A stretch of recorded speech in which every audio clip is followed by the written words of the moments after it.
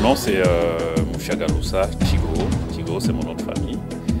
Et je suis originaire de la République démocratique du Congo. Je suis né dans une ville de l'Est qui s'appelle Bukavu.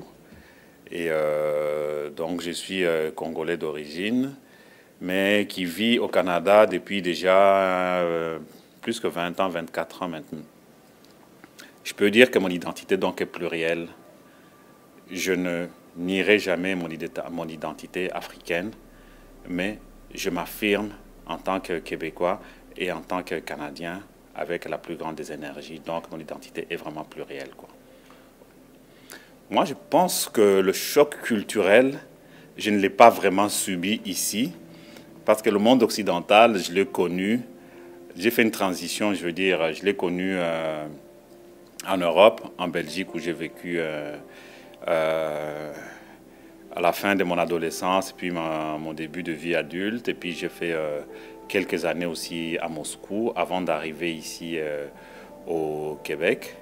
Et je suis arrivé ici au Québec parce que j'ai travaillé à Moscou. Et là, j'ai rencontré donc des Québécois, des Canadiens, et puis des fils en aiguille. Et puis j'avais d'autres amis aussi d'origine congolaise qui vivaient dans la région de Montréal.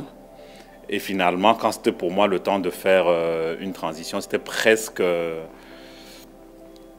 pas naturel, mais ça allait de soi, que j'ai senti vraiment l'appel d'ici, du Québec.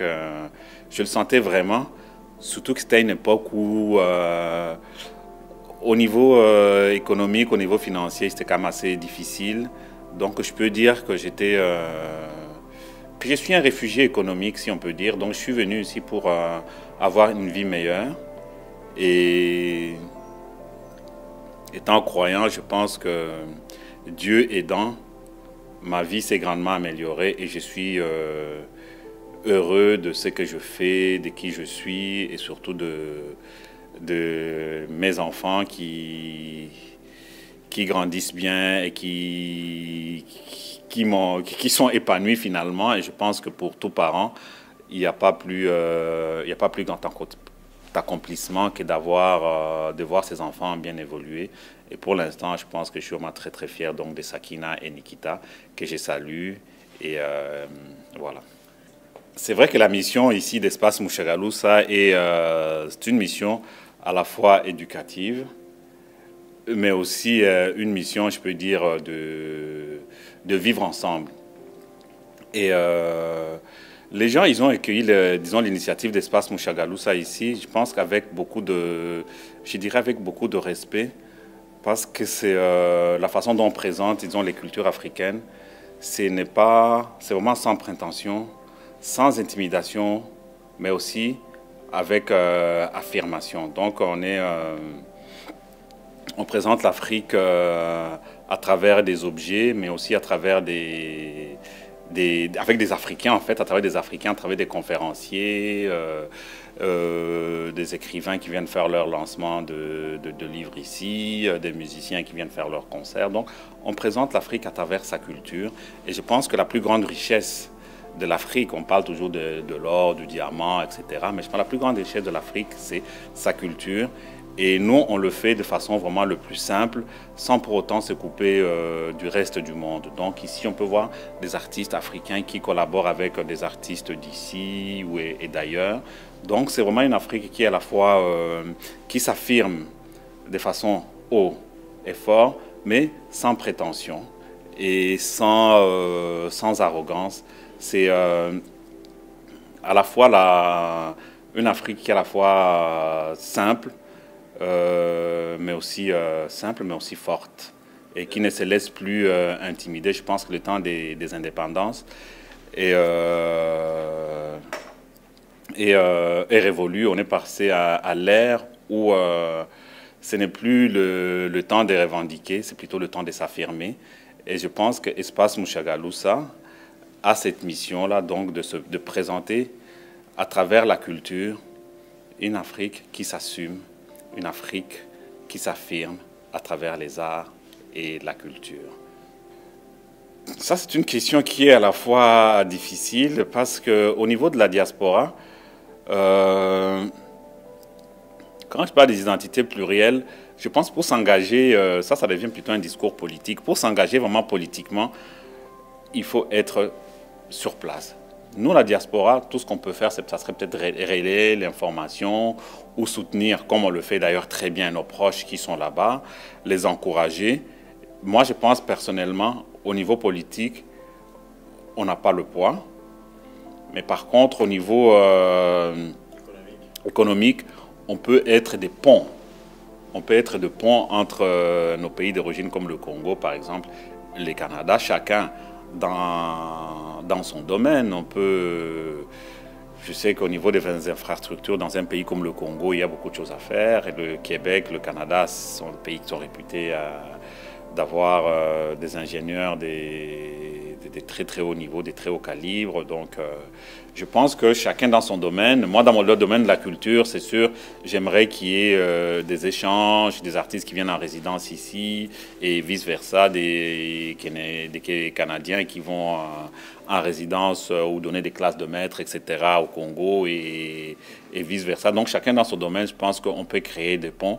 Mais je pense pour vraiment changer l'Afrique, d'après moi, la diaspora peut être un bon observateur, peut être quelqu'un qui encourage, mais les vraies choses, c'est là-bas, avec les Africains qui vivent sur le continent. Qu'est-ce qui nous manque? Je pense que, pour moi, c'était plus une question de génération. Parce que quand je vois que moi, je vais avoir 50 ans bientôt, mais moi, quand je vois, par exemple, les générations de mes enfants, je les trouve qu'ils sont plus... qu'ils ont cet esprit des collaborations, qui travaillent beaucoup plus ensemble. J'ai eu des événements qui ont été organisés ici par l'association des jeunes africains et caribéens de l'Université Concordia et j'avais trouvé ça vraiment magnifique. J'ai eu récemment aussi un spectacle de gospel, mais j'ai beaucoup aimé parce qu'on voyait vraiment des gens de plusieurs pays, de plusieurs cultures, mais qui travaillent dans une harmonie presque parfaite. Et j'étais quasiment complexé. J'ai dit, écoutez, nos enfants sont des modèles pour nous, là, finalement. Là. Et j'ai une très, très grande confiance à la jeunesse de la diaspora. C'est sûr, je ne dis pas que tout est fait. Il reste encore quand même des choses à améliorer au niveau de nos jeunes, au niveau du décrochage, etc. Mais il y a beaucoup de belles initiatives qui sont là, beaucoup initiées par les jeunes eux-mêmes. Mais il y en a aussi d'autres initiées comme par des gens un peu plus, j'ai dit les parents, comme le Fonds 1804, qui est pour la persévérance scolaire. Moi, j'ai eu à rencontrer, disons, les membres du Fonds 1804. Ils ont fait un événement ici. Donc, non, l'avenir est belle, l'avenir est ensoleillé, oui, oui, oui.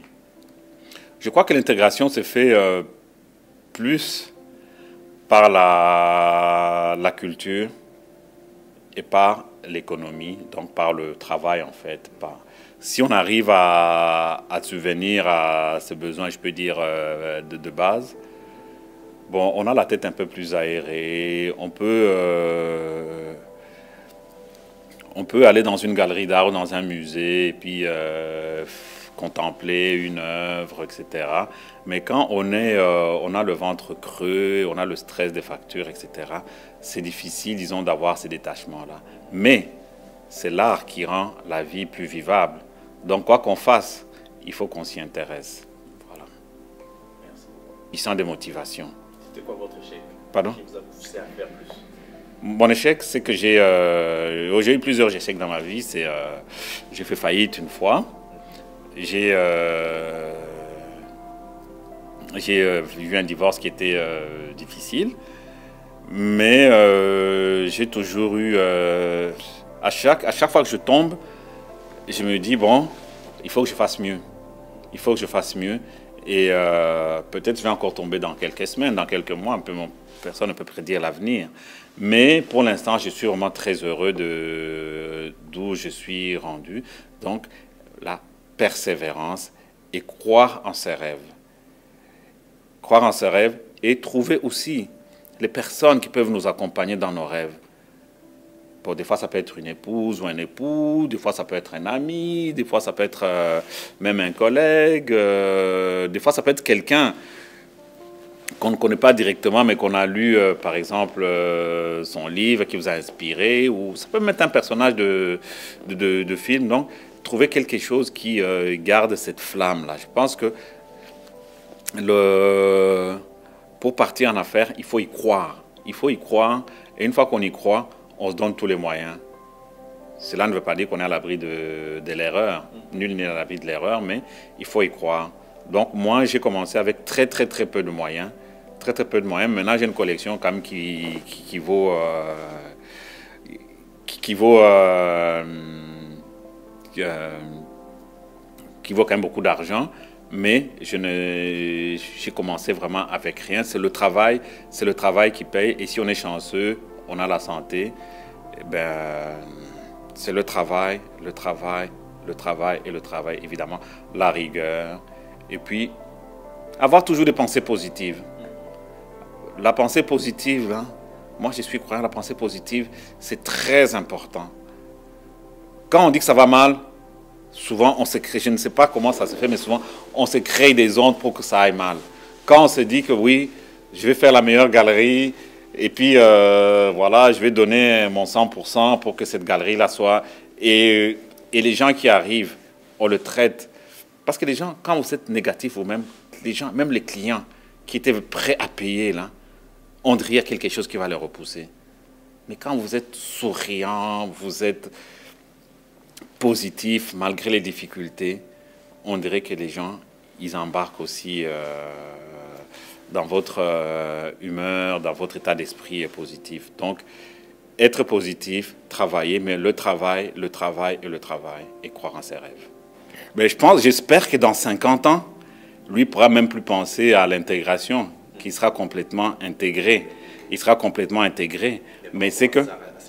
Mais par rapport à ses racines, c'est qu'il puisse avoir tout simplement des lieux de référence ou tout simplement des lieux de rassemblement où on célèbre encore, où on lui montre les origines de cette culture. Parce que n'oublions pas que la culture américaine, surtout nord-américaine, est truffée et fait en partie de la culture africaine. Donc il faut qu'il sache que ce qu'il est, ça vient de l'Afrique, mais ça vient aussi des Amérindiens, ça vient aussi des habitants d'ici.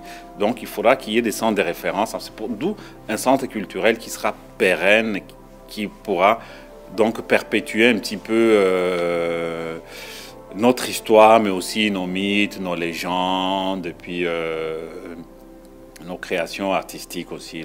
C'est tout ce que moi j'aimerais lui laisser, quoi. Donc tiens, mettons c'est mon petit, mon arrière-petit, enfin mon arrière-grand-père, tu sais, il faisait ceci, cela, d'ailleurs c'est pour ça, bon, en tout cas, moi ça serait vraiment un de mes rêves, mais je ne le fais pas vraiment pour moi en fait. Et moi je souhaiterais que cette initiative qui a commencé ici à Espace Mushagalusa, que se pérennise et que les autres continue. Maintenant, j'ai même travaillé avec d'autres personnes, parce que pour l'instant, Espace Moucha, c'est une entreprise privée qui appartient à une personne, c'est-à-dire moi. Mais je souhaiterais que ça dépasse ces niveaux-là. Ça dépasse ces niveaux-là. Et je pense que c'est juste une question de temps, parce que tout le monde semble apprécier le travail, et tout le monde semble apprécier plutôt l'offre. Et j'ai quand même la chance d'avoir beaucoup de gens qui m'aident, et sans rien attendre en retour. Et ça, c'est vraiment une grande bénédiction. Et j'ai dit un grand merci à toutes ces personnes. C'est sûr qu'elles vont se reconnaître. Je ne vais pas toutes les citer parce que je suis vraiment très chanceux, parce que j'ai énormément de gens qui m'aident, là. Beaucoup de gens qui m'aident, et de façon vraiment altruiste. À vous tous, Africains, je vous aime beaucoup, Québécois, Canadiens, qui me donnent... toute cette force qui me permet de travailler et de gérer ici Espace Mushagalusa. Je vous remercie. Je ne vous dirai jamais assez merci. Et j'espère, comme vous, tout comme vous, que cet endroit ici, que c'était l'esprit qui règne ici, que cet esprit cet esprit qui est très très universel, mais avec une âme africaine, que ça puisse rester pour toujours.